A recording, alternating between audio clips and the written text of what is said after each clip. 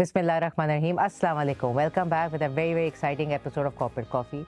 My name is Saman Mazhar. I am your host. I'm an OD consultant. I'm a facilitator at Funverks, and I'm not a journalist. I have a very, very special guest who I've known for nearly a decade, I could say, and who I've seen actually move from place to place, organization to organization, doing his entrepreneurial, doing his voluntary work. A fantastic, very, very dedicated individual.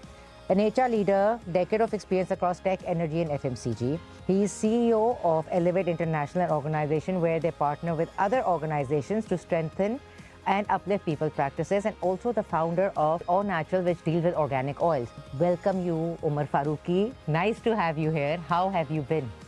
I've been great. Thank you so much for inviting me. Finally, we meet. Finally, we meet. I think last we met was after COVID. Yes, and this is your fault. This is my fault. This is your Completely my fault. Too busy. Corporate people very, very busy. You know, we are the ones like, Umar mil lo, हाँ हाँ मिलूंगा, अभी मैं यहाँ हूँ, अभी मैं वहाँ हूँ. No, we've been in touch. But yes. But yes, you did invite me to your wedding. Yes, I do remember that. And that was also 25th December or something. कुछ ऐसा था ना? Yes. And the roads were blocked and we were stuck. Because many things were happening, but we did wish you, Farhad and I. So, Umar, thank you for coming in. And as the theme of the entire, Corporate Coffee, it's basically about one question that I will be asking my guests. And that one question is raw, unfiltered, very, very bold, and I need very, very sparkly, roasty, bold answers to it, because this is where you don't have to feel, oh, I'm stuck, or I will put you on the hot seat and ask you, Kiji, you being in HR for like what, nearly a decade now? 12 years. 12 years. And have you moved any department so far, or you've just done straight HR? From what I've known, you've done straight HR. So HR and financial literacy, this is something that was coming to my mind when I was talking to you, because you always spoke about that. And we call HR a strategic pillar, but without financial understanding and ownership of outcomes, is it really strategy? This is something I wrote down, and I said, I want to ask you this. HR is a strategic pillar, but without financial understanding, then where's the strategic part? Where is the business tying in? So what do you have to say about that? It's not a strategic part. You don't earn a seat at the table if you cannot comment on the financial implication of any decision. So if you're sitting in a boardroom, if you're sitting with the management team, if there's any decision, investment decision, expansion decision, and the only input that you have is the operational part, okay, we'll do this, we'll hire, we'll manage the reward, etc., and not the strategic part, which is what risk, how will we manage the risk, what impact will it have in the P&L. That's where you lose the seat at the table. So the strategy, wahan pe, you lose the strategy part. So for example, how HR leaders, I think, or how I have seen others, now I have been in those discussions. If you talk about culture, that's risk management. If you talk about talent, that's investment. If you talk about capability building, that's also investment. That's how you discuss in meetings. If you just keep speaking about these jargons and not talk about its relation to the P&L, the financial part, that's where you lose the respect of the management team. Then they only see you as someone who will do the operational part. Okay, Umar, come here, hire this. Okay, Umar, come here, please process this. You're just a processor. You're not someone who can add a strategic depth. And then you're not, like in other words, then you're not taken seriously at the table? No, you're not. You're taken seriously, but when the operational part is concerned. Okay, please manage this. We've taken a decision, now please manage this.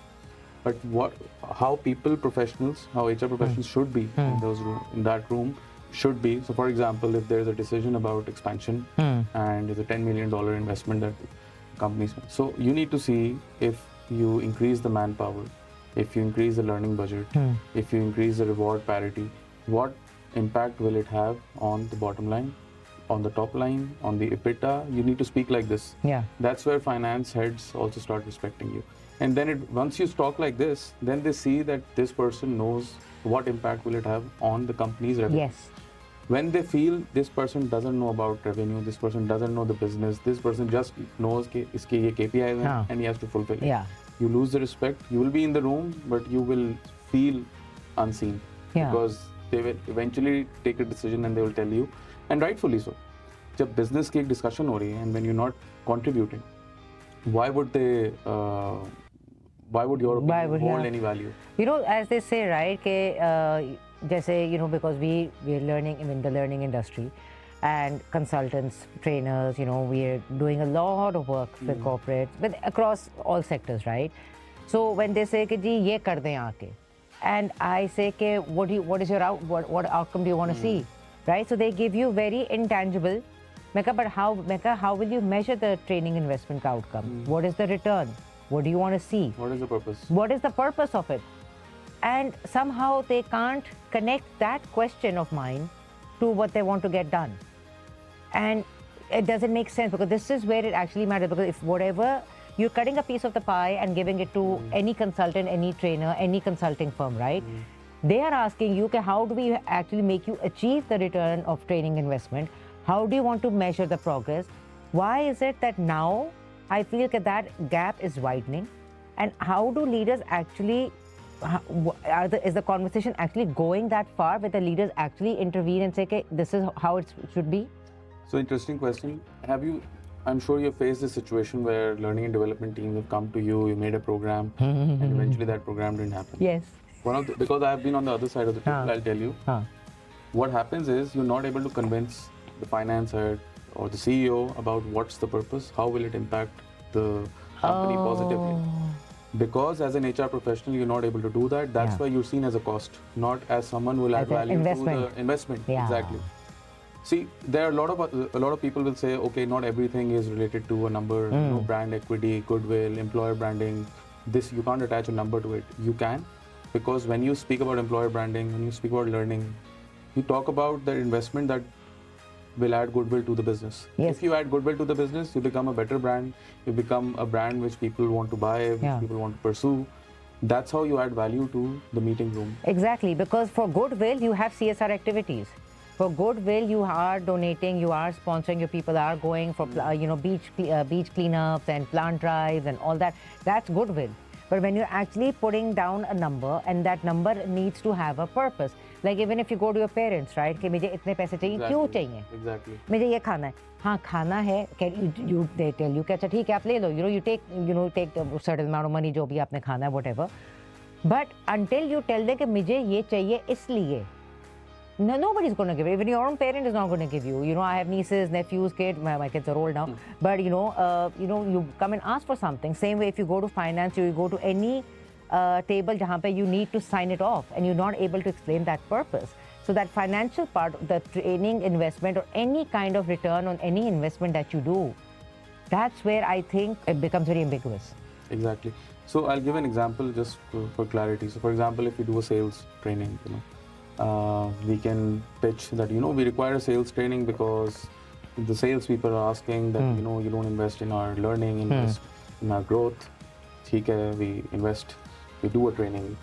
But what exactly is the outcome? Let's say you spend 10 million on it. You need to explain to the management, if we do this sales training, if we take 50 salespeople through this, we might see a 5% jump in revenue, because these people will be trained for teamwork, will be trained for stakeholder management, will be trained how to pitch. And this we can see after a year, our target is 5% jump in revenue. That's how you pitch it. And when the CFO or when the management sees, okay, this is not a cost, this is actually an investment.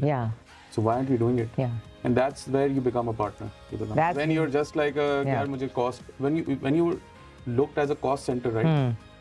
तो respect भी मिलती है. तो आप उससे पैसे खर्चने की बात कर रहे हैं, पर वो पैसा खर्चना, because then you have a certain budget that जो budgeting होती है, like every year there's a certain budget that HR gets and sales gets, and sales budgets are always a little bit more expansive because वो लाएंगे तो सब खाएंगे, so let's put it this way, if the sales team is totally above par, that's how the company will make better money, right? That's how the sales goes up, that's how the revenue goes up, that's how everything happens.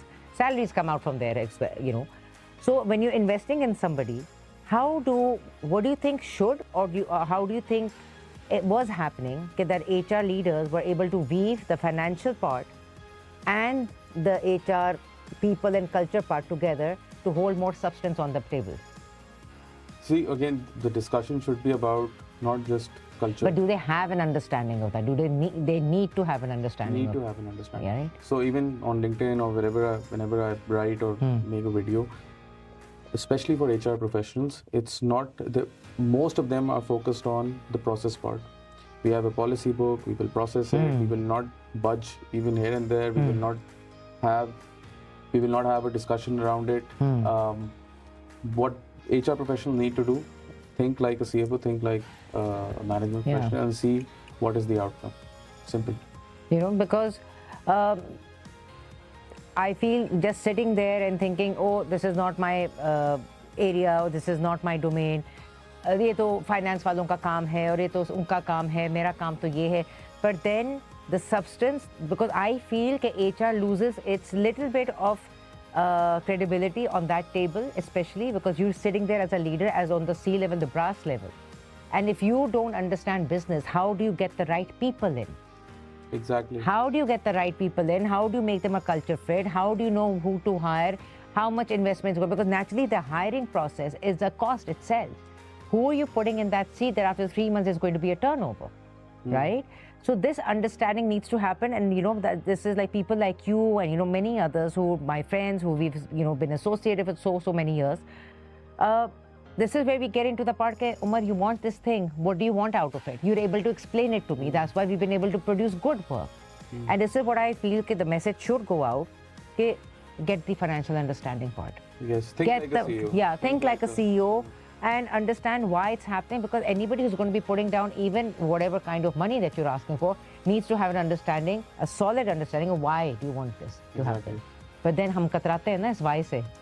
Yeah, because we look at the easier part. Yeah, because you look at the easy part, like the quick paisa di jaldi kar de. Yeah, jaldi हाँ. Consultant देखा, ये training हो गई, okay, bye bye. Yeah. No evaluation. But this conversation has to go on because this is a longer, because I wanted to get into this part. Then how many are saying, okay, fine, we'll do the quick fix for you. But for that, I'm going to call you back again. We're going to get into that part. But thank you so much. And, this is where people like you make a difference. And I hope this episode is watched by many. And we are able to actually establish that part where when you talk about people, culture, the financial literacy needs to happen. That understanding needs to be developed. And with that, we will be calling Umar back again very, very soon. And I will be signing off for another exciting episode coming to you soon. Thank you very much and see you again.